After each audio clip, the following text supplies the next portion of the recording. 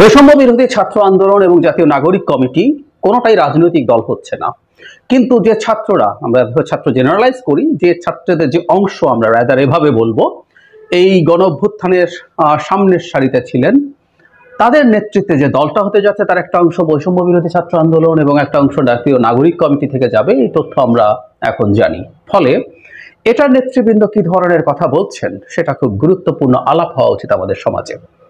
গতকাল গাজীপুরে যা হয়েছে, আমি ইটস অ্যান অ্যালার্মিং সাইন। আমি আজকে সকালবেলায় একটা ভিডিওতে বলেছি, সেখানকার স্থানীয় বৈষম্য বিরোধী ছাত্র আন্দোলনের যেসব নেতা ছিলেন তারা যে বক্তব্য দিয়েছেন, ইভেন তাদের বক্তব্য যদি সঠিক হয় সেটা একটা অ্যালার্মিং সাইন আমাদের সামনে দেয় যে ডাকাতির খবর পেয়ে তারা গেছেন ঠেকাতে। তার প্রতিক্রিয়ায় পরবর্তীতে যা ঘটেছে, আমি এটাকে আরো বেশি সংকটের ব্যাপার বলে মনে করি। জনাব সার্জিস আলম, তিনি বৈষম্য বিরোধী ছাত্র আন্দোলনের মুখ্য সংগঠক, তিনি গতকাল রাতেই স্ট্যাটাস দিয়েছিলেন, গাজীপুরে আজকেই হবে আওয়ামী সন্ত্রাসীদের শেষ দিন, আমরা আসছি। একটা অ্যাকশনের লুক, কেউ এটাকে হুমকিও বলতে পারেন। আওয়ামী লীগকে এক ধরনের হুমকি দেওয়া হয়েছে, আওয়ামী সন্ত্রাসীদের শেষ দিন। এবং আমরা কারা? তাহলে উনি মুখ্য সংগঠক জাতীয় নাগরিক কমিটি। আমি আরেকটা জিনিস একটু পড়তে চাই এখানে। গাজীপুরে জাতীয় নাগরিক কমিটির লোকজন গেছেন, তারা সেখানে তাদের যে বক্তব্য ছিল, স্বরাষ্ট্র উপদেষ্টার পদত্যাগ, পুলিশ কমিশনার, জেলা প্রশাসকের অপসারণ দাবি, এগুলো ফাইন, এগুলো নিয়ে সমস্যা নেই। একটা রাজনৈতিক দল বা একটা রাজনৈতিক সংগঠন বা সামাজিক সংগঠন ওই দাবিগুলো করতে পারে, এটাই হওয়া উচিত আসলে। কিন্তু বৈষম্য বিরোধী ছাত্র আন্দোলন আবার সেখানে যা করেছে সেটা নিয়ে আমি একটু পড়তে চাই।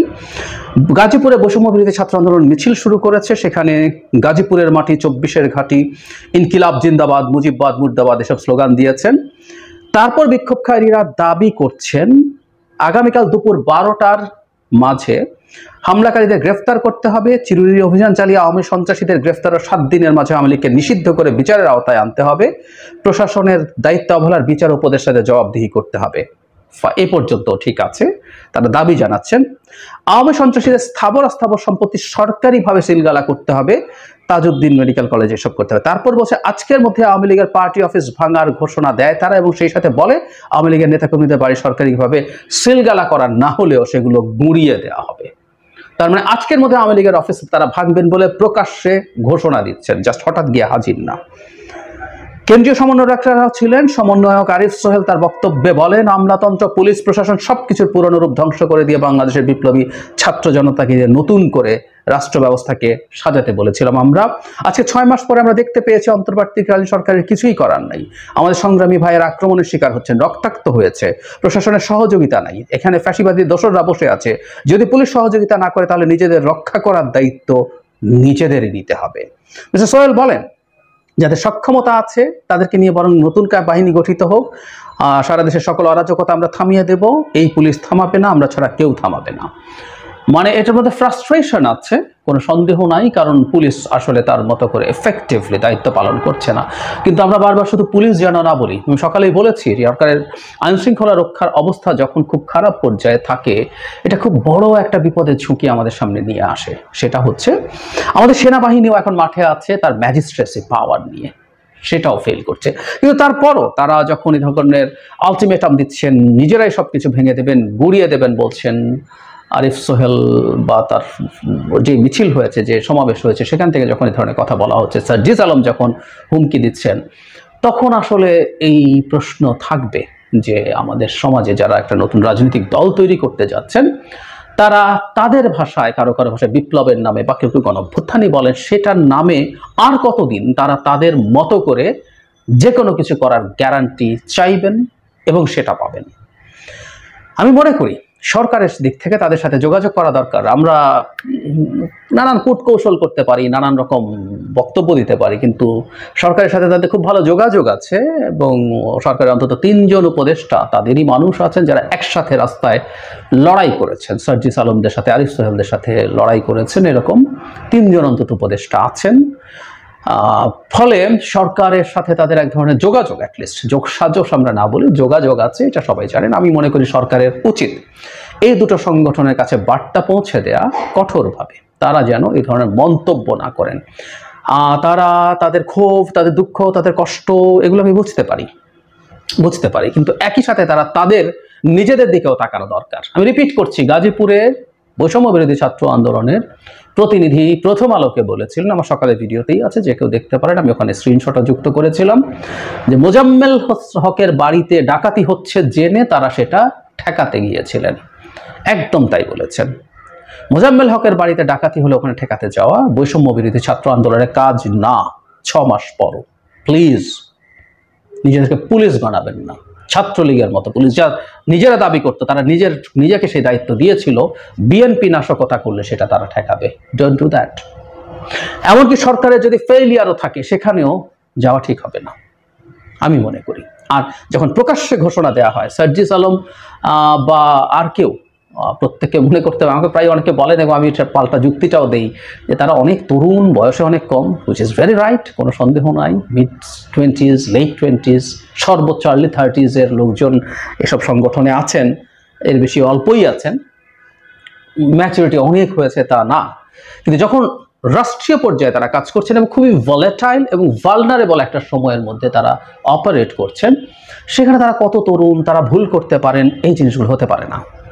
এই তরুণরা যদি ভুল করেন, নিজ হাতে এরকম আইন তুলে নিয়ে ওটা ভেঙে ফেলেন, ওকে ধরতে যান, তাকে মারতে যান, কোনো অথরিটি ছাড়া কোনো নেগোশিয়েট করতে যান, প্রত্যেকটাই আসলে এই দেশের ললেসনেস প্রমাণ করে, এই সরকারকে অক্ষম, অথর্ব, ইনএফেক্টিভ প্রমাণ করে। এটা তাদের বুঝতে হবে।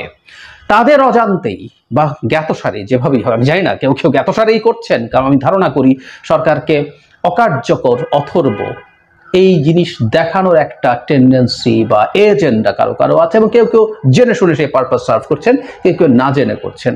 সো আমি আশা করি তারা সতর্ক হবেন, তারা যে কোনো কিছু যে কোনোভাবে আগে যেভাবে করেছেন সেভাবে করে যেতে পারেন না, করে যাওয়া উচিত হবে না। প্লিজ, পৃথিবীতে জিওপলিটিক্স ম্যাটার করে। আমি জানি পাল্টা কেউ বলবেন শেখ হাসিনার পুরো পক্ষে ভারত সহ জিওপলিটিক্যাল অনেক হিসাব নিকাশ তার পক্ষে থাকার পর আমরা পেরেছি, কিন্তু পারলেও আমরা সারা জীবন পেরে যাব, এখনো পেরে যাব, এটা হয় না। নানান রকম প্রেক্ষাপট পাল্টাচ্ছে, পরিস্থিতি পাল্টাচ্ছে। এই সময়গুলোতে আমাদের সতর্ক থাকা দরকার। ইভেন বাইরে যদি নাও হয়, ধরে নিলাম কেউ কিছু করবে না, কিন্তু আমাদের দেশে এরকম একটা ললেসনেস, অ্যানার্কি, মানে আমি চাইলেই যে কোনো কিছু করতে পারি, ছাত্র সমন্বয়ক নাম দিয়ে, ছাত্র জনতা নাম দিয়ে, এটা কোনো সুস্থ দেশ বা লিস্ট একটা স্টেটের লক্ষণ না। একটা স্টেটে এভাবে কিছু হয় না। প্লিজ আপনারা এসব করবেন না, এবং আমি আশা করব সরকারের দিক থেকে এই ব্যাপারে তাদের সাথে কঠোর বার্তা দেওয়া দরকার। বিশেষ করে যে ছাত্র উপদেষ্টারা আছেন, তারা এই ব্যাপারে সতর্কতার সাথে ব্যবস্থা নেবেন, তাদের সাথে আলোচনা করবেন, বোঝাবেন, না হলে তাদেরকে অন্তত বার্তা দেবেন যে সরকার এটা পছন্দ করছে না, এটা সরকার এই ধরনের প্রবণতাকে, পেট্রোনাইজ দূরে থাকুক, রোধ করবে। এই প্রসঙ্গে আরেকটা কথা একটু যোগ করে রাখা দরকার, একটু অপ্রাসঙ্গিক হলেও, জামায়াতের আমির ডাক্তার শফিকুর রহমান এই সাম্প্রতিক সময়ে যেসব ঘটনা ঘটছে সেগুলো নিয়ে তিনি খুব চমৎকারভাবে কিছু কথা বলেছেন। আমি ওনাকে আন্তরিকভাবে ধন্যবাদ জানাই। এই একটা জায়গায় খুব ইম্পর্টেন্ট, আমরা যখন সংকটের মধ্যে পড়ব, আমরা সবাই একই জায়গায় থাকব, পলিটিক্যাল আইডিওলজিক্যাল ডিফারেন্স থাকতে পারে, তার সাথে আমার আছে, আমি প্রকাশ্যেই বলি এই কথা। জামায়াতের রাজনীতি আমি এন্ডোর্স করি না, কিন্তু জামায়াতের অধিকার যেখানে লঙ্ঘিত হয় আমি সেখানে কথা বলি, ভবিষ্যতেও বলবো। আমি আগেও বলেছি, আপনারা জানেন, ভবিষ্যতেও বলবো। আবার আমাদের রাষ্ট্র যখন সংকটের মুখে, রাষ্ট্র ট্রুলি একটা সংকটের মুখে, যিনি রাইটলি একটা গৃহযুদ্ধের অনুমান করছেন, এটা এক্সট্রিম জায়গা, লেস এক্সট্রিমও যদি হয়, লেস এক্সট্রিমটাও হচ্ছে একটা 1-11 ধরনের ঘটনা, একটা মিলিটারি টেক ওভার, এগুলোর প্রেক্ষাপট তৈরির চেষ্টা আছে, এসব জিনিস হতে পারে। তিনি রাইটলি সতর্ক করেছেন সবাইকে, এবং উনি সমালোচনার ঝুঁকে নিয়ে, ওনার একটা ফেসবুকের স্টেটাস, উনি ওই যখন 32 নম্বর ভাঙা হচ্ছে তখন একটু সফট ঢঙে একটা ভিডিও আর স্টেটাস দিয়েছিলেন, সেটা প্রচুর সমালোচনা, এবং ওনার ভাষায় উনি একটা স্ট্যাটিস্টিক্সও দিয়েছেন, কত গালিগালাজ হয়েছে, কত হাজার, এসব বলেছেন। কিন্তু যা ঘটছে, মানে আমরা এখন বিপ্লব হয়ে গেছে বা অভ্যুত্থান হয়ে গেছে বলে আমরা সবকিছু এরকম নিজ হাতে করে ফেলতে পারি, এর বিরুদ্ধে উনি দাঁড়িয়েছেন। দেশের একটা সিগনিফিক্যান্ট রাজনৈতিক দল, রাজনৈতিক শক্তি হিসেবে উনি রাইট আহ্বান জানিয়েছেন। আমি তাকে এই ব্যাপারে আন্তরিকভাবে ধন্যবাদ দিতে চাই, এবং আমি আবারও বলছি যে আমরা ভবিষ্যতের বাংলাদেশ এমনই দেখতে চাই।